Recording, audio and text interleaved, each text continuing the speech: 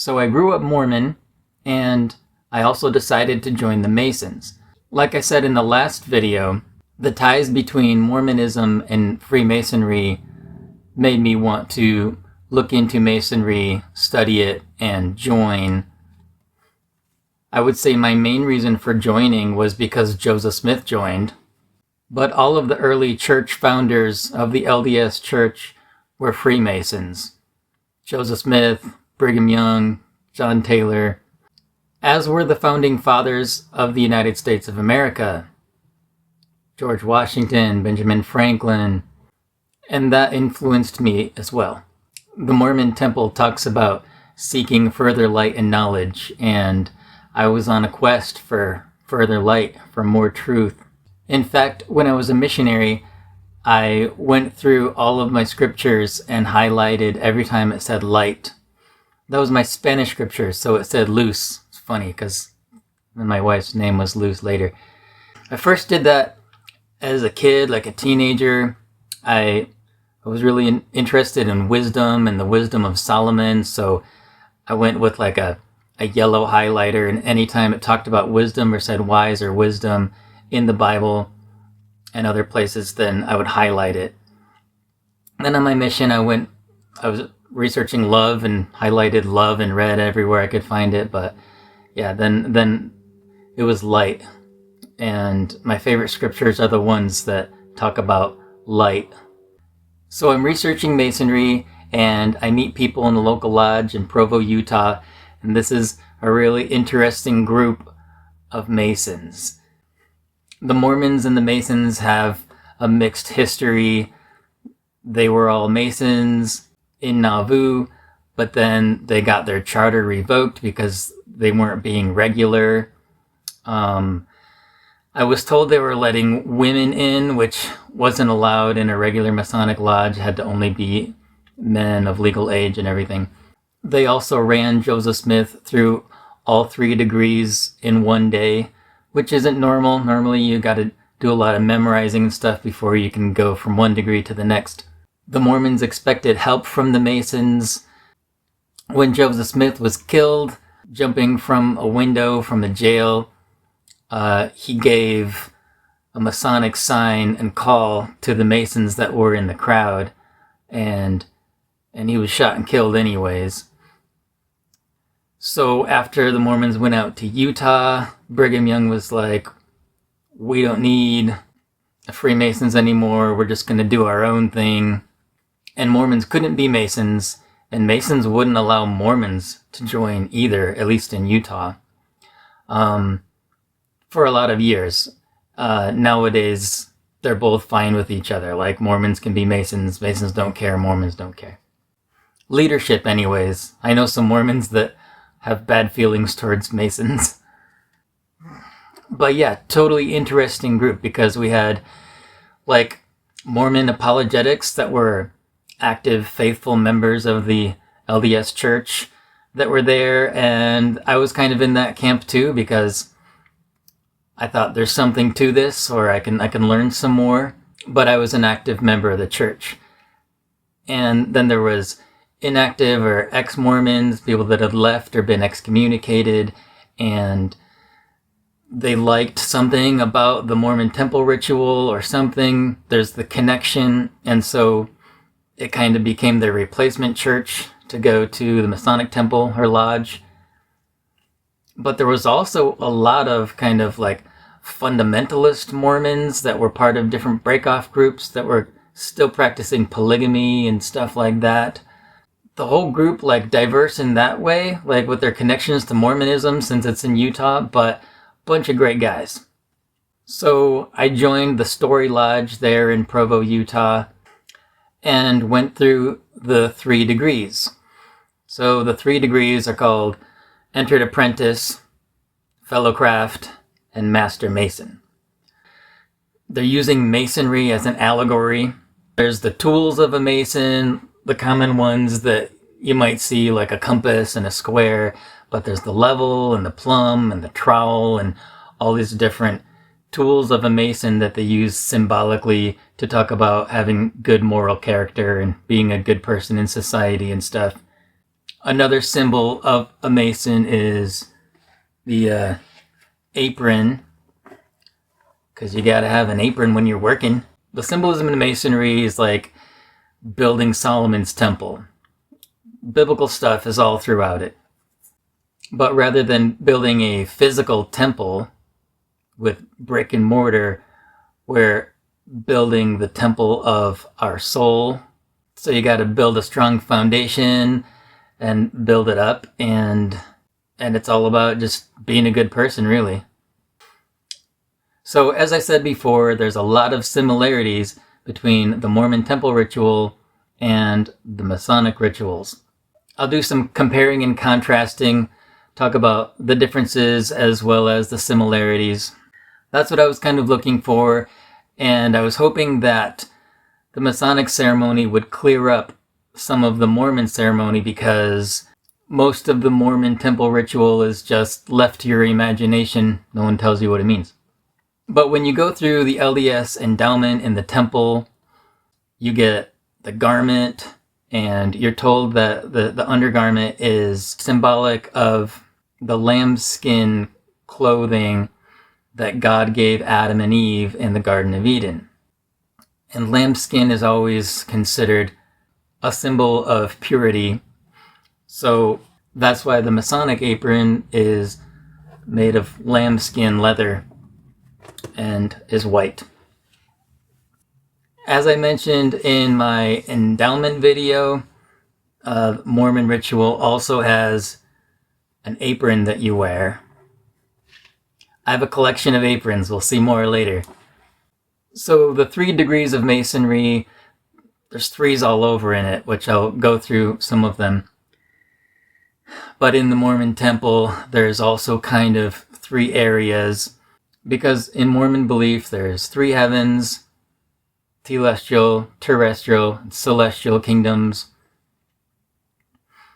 And when you go through the temple, originally in Salt Lake, the ceremony was acted out with live actors, and that's how it is in Masonry as well. But like in the Salt Lake Temple, you would move from the telestial world into the terrestrial world, and then at the end you go to the celestial room. A Masonic lodge is set up with a person, a worshipful master, stationed in the east, the senior warden stationed in the south, and the junior warden stationed in the west. And it's symbolic of the sun traveling from east to west. There's an altar in the middle of the lodge room that has 3 candles around it in a triangle. I guess I'll start off with a quick rundown of the 1st degree initiation ceremony. So you're in a side room, you got to dress up a little bit funny with a shirt just on one side and not on the other side, and you got a cable tow or a rope that's tied around your neck, and you're brought out into the lodge room. They had already done rituals and opened up the room, and then you have this guide that's helping you around. Oh yeah, you're also blindfolded, but they come up and they put a sharp object up to your bare left breast.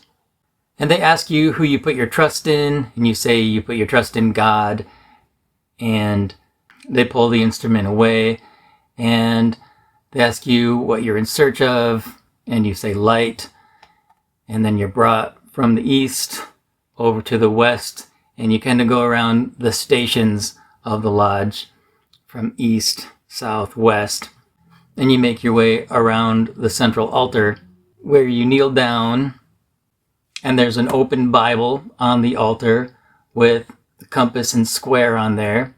In this case, the square's on top of the compass, and you put one hand under the Bible to hold it on the left side, and then you put your right hand on the Bible on top of the compass and square, and then you make this oath that you will not divulge any of the secrets of Freemasonry.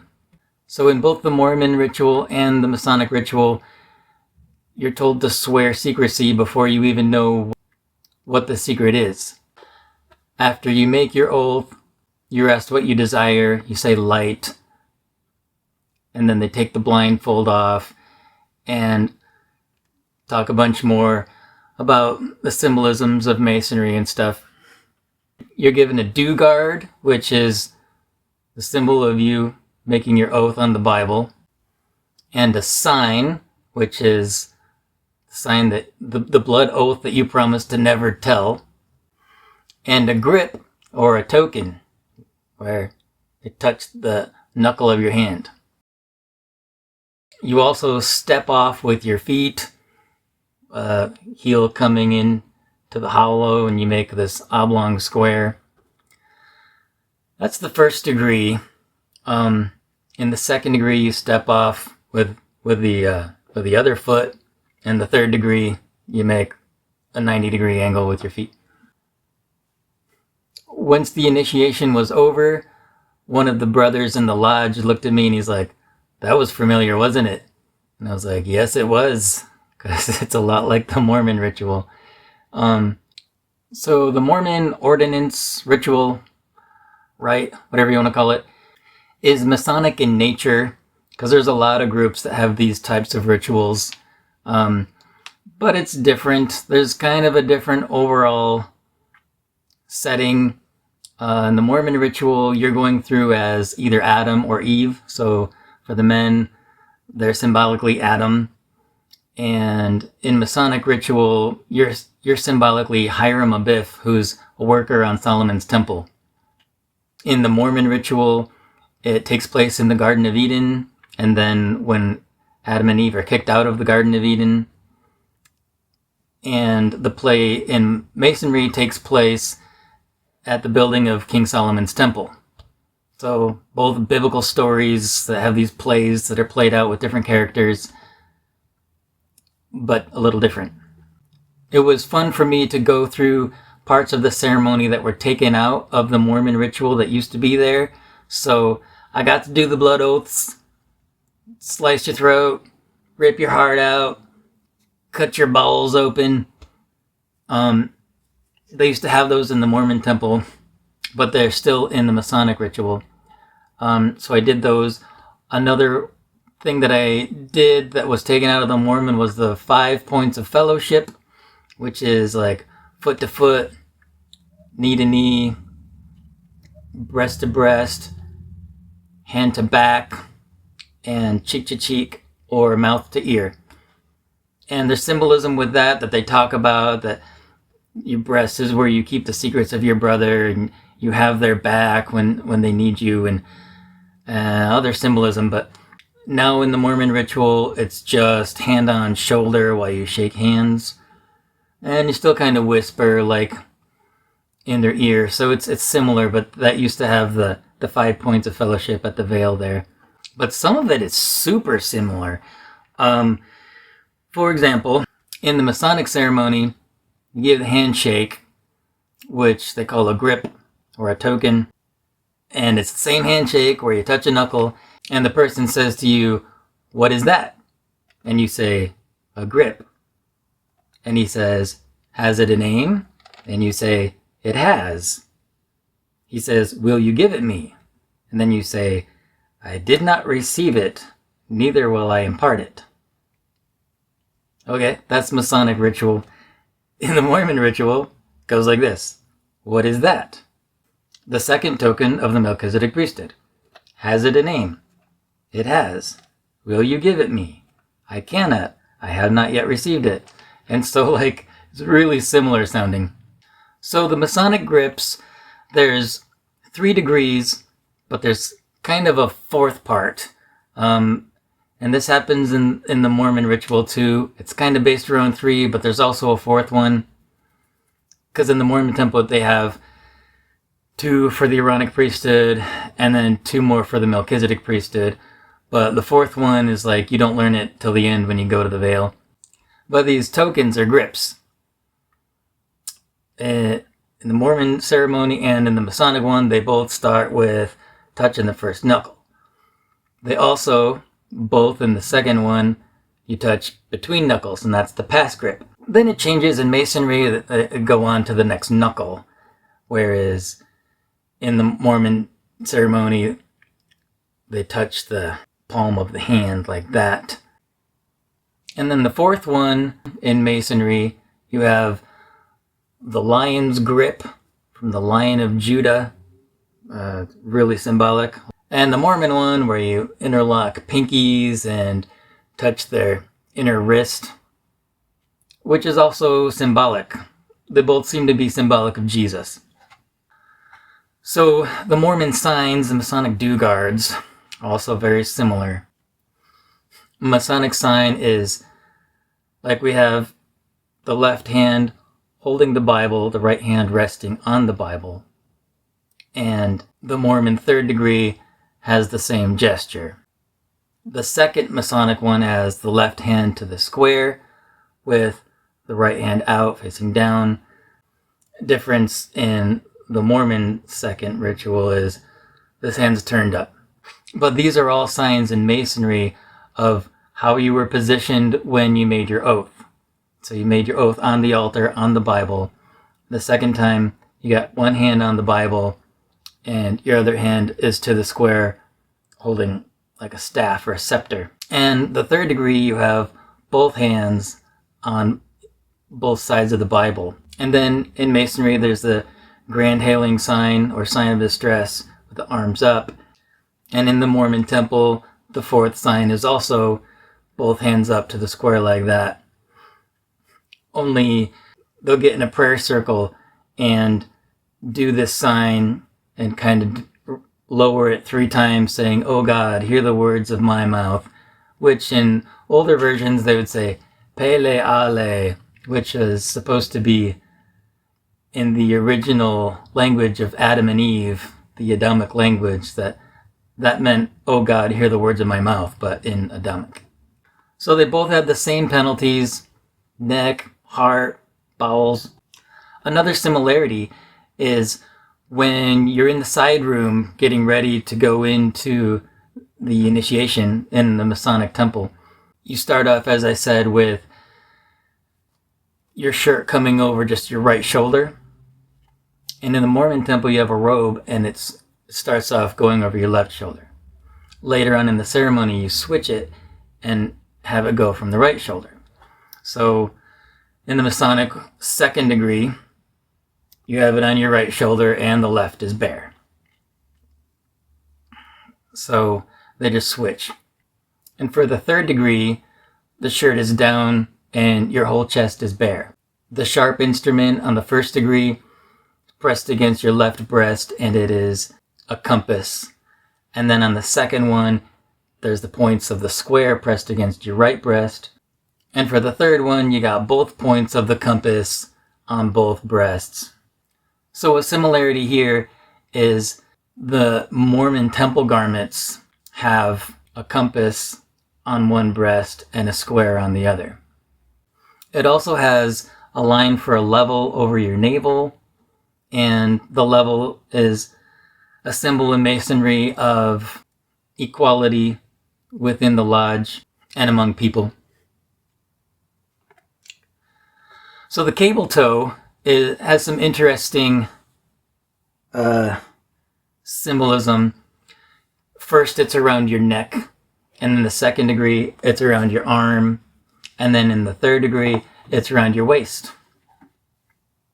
And having a rope tied around your waist, that's like in the Mormon temple, it's the sash. You tie a sash around your waist. And I mean, it's all supposed to have symbolism, but it means nothing if you're not told what the symbolism is. But in all kinds of societies, if you're a Franciscan monk or whatever, your sash or your rope that's around your waist is what ties you to the institution, to the group, to the religion, whatever it is. Even in Asian martial arts and in different secret societies, you'll tie a rope around your waist, and sometimes they'll have different colors, and that signifies your rank. And the switching from one shoulder to the other, you see that in graduation, you switch the tassel from one side to the other, or in knighthood, they would take a sword and go from one shoulder to the other and pronounce you a knight. So this is the symbolism. It's graduating from one thing to the next, going from one degree to a higher degree.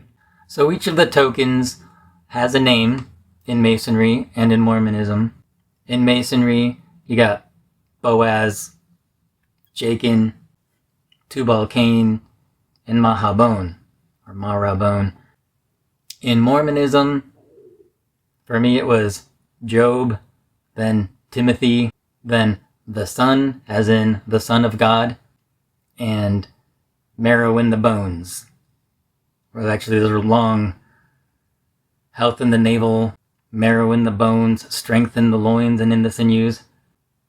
Power in the priesthood be upon me and upon my posterity, through all generations of time and throughout all eternity. It's a long password, but then you get to enter.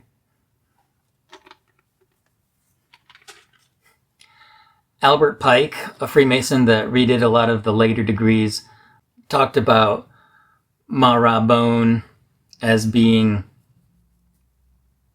similar sounding to marrow in the bone. He was a contemporary of Joseph Smith. Interesting that he was talking about that. The symbolism for the compass and square are very similar in both. That the compass can make a circle, and that encircles like good actions that you should be doing, and the square is like exactitude and being righteous, rect, straight. You'll see a lot of Masonic symbols on Mormons' sacred temples.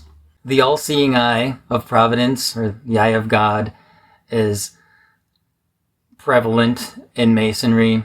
When you visit a lodge, they usually have like a basket full of aprons that you can just grab one, usually just like cloth ones, and they'll have like the all-seeing eye on there. I went through the Salt Lake City temple with my parents, and my dad pointed it out to me that up on the ceiling there was a golden triangle with an eye in it, just like you see on the dollar bill or in Masonry and other places. And on the outside of the temple, you see sculptures of hands in grips, which is a Masonic symbol of fellowship. It's kind of fun. I had Masons like give me Masonic grips like outside of the lodge. One time on my mission, this lady gave me the patriarchal grip, the last grip in the Mormon temple, and it took me by surprise at first, but I thought it was kind of cool. The beehive, total Masonic symbol of being industrious, and the Mormons adopted that one. Obviously the compass and square, but also the pentagram, and even the sunstone, the face on the sun and horns of the angels. So the all-seeing eye and the triangle, it's God, but it's triune, so it's the Trinity or the Godhead, Father, Son, and Holy Ghost. The 3 candles around the altar are part of the 3 lesser lights of a lodge. We have those 3 lights, the worshipful master, senior and junior wardens, sunrise, noon, and sunset, symbolic of youth, adulthood, and old age. The 3 greater lights are the compass, square, and Bible that are on the altar, but there's 3 pillars. You got Jachin and Boaz, and a 3rd pillar, and the 3 pillars are wisdom, strength, and beauty. Masons also quote Paul from the Bible and have faith, hope, and love, or faith, hope, and charity. There's the sun, moon, and stars, but then there's also the greater light, which in every lodge there's the star in the east, and it's lit up, and it's a G. It's a blazing star with a G. You're told at first that the G is for geometry, and then later you're told the G stands for God. And that's the greater light. Like, the other lights are symbolic of the highest light, sun and moon, but the highest light is God. So apron positions, first degree, flap up, second degree, corner over so you can work easier, and the third degree with the flap down.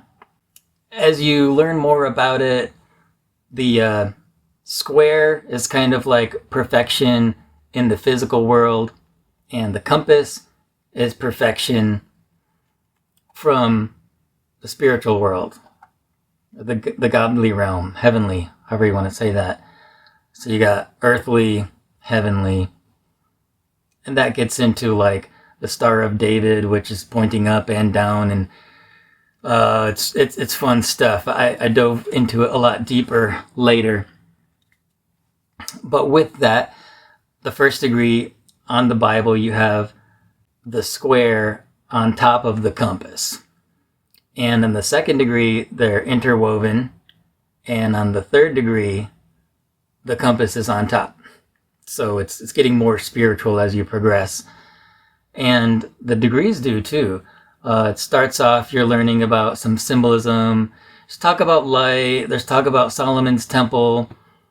But the second degree, which is going from youth to adulthood, it's a lot more about the wages of a Mason, math, architecture, art, different styles of columns.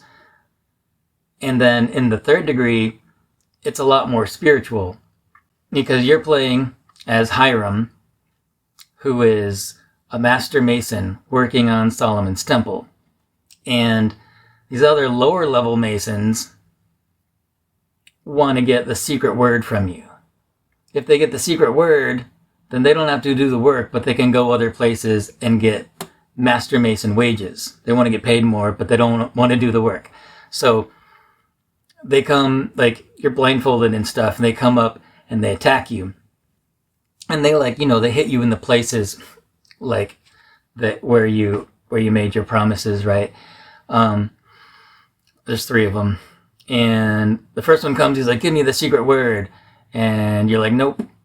And then he hits you and he runs away. Next one comes, give me the secret password. Nope. He hits you. And then the third one comes and he's all shaking you. He's like, give me the password. He says some other stuff. When I went through, the guy that was playing the third thief was really getting into the theatrics. And he was in my face and like yelling, and like spittle came out onto my face. And I took the whole thing very serious. Like, to me, I took Mormon ritual serious, and I was taking these serious too. I thought there was something to it. But still, the dude spit on me, so I'm like blindfolded, but I'm like...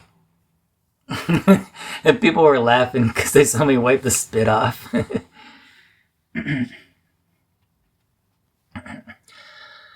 But yeah, and then they hit you on the head with like a plastic club or something, and push you back, and they catch you. And that's when you die as Hiram. And you're still blindfolded the whole time, but then they carry you across the lodge and they lay you down, and they have this like mock funeral for you. And you're dead, and they're mourning your loss and the loss of the secret word. The master's word is lost. So then they give you the grip, the lion's paw, the lion's grip of the Lion of Judah, which raises you from the dead. You become resurrected. They pull you up. And then they do the 5 points of fellowship and give you the secret password in your ear. Mahabon. But you're told that's a substitute for the real secret password because it's lost. Those are the 3 degrees in what they call Blue Lodge. That's all of the degrees of Masonry in regular Blue Lodge. But You then can go to other rites like the York Rite or the Scottish Rite, and they have different degrees and different plays and ceremonies for those. And you'll find in both York Rite and Scottish Rite that they find the hidden word. And I'll tell you that in a different episode. So I really liked the symbolism of light and stuff that they have in Masonry, the search for light. When you go up to the veil in the Mormon temple, they take a gavel and they knock 3 times. And he says, "What is wanted?" And he says, "Adam, having been true and faithful in all things, desires further light and knowledge." And when you go to the initiation in the Masonic temple, you're in the outer room, and they knock 3 times with a gavel, and they say, "Who comes here?" And they say, "Brother House seeks to be brought to light." So I actually felt like joining the Masons and going through those 3 degrees did shed a lot of light on the symbolism that's used in the temple. So I was glad I did it. When I became a Master Mason, they gave me my lambskin apron. They also gave me this Bible that was on the altar. It's just a regular King James Bible, but it's got like, I don't know, has like some like cool artwork and stuff in there. I was also given this Morals and Dogma by Albert Pike. It's a big one. Lots of interesting stuff in there.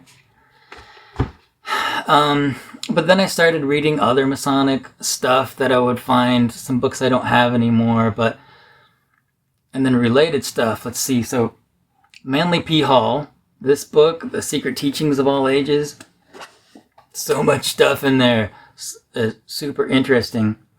Back then I was reading most of my stuff like on the internet, anything that I could find. Manly P. Hall's stuff got me interested in other stuff like Rosicrucianism. And then I was reading like all of Rudolf Steiner's books. Read his 5 main books online, but then got into his lectures and stuff. And Steiner was connected with Madame Blavatsky and her Theosophical Society. So I started learning about lots of different secret societies. And my Mormon blinders were coming off. And my search for truth and light was expanding. The light was getting brighter, and I was seeing a lot more. But at the same time, I decided to transfer to BYU for my last 2 years of college, and my spiritual journey continued.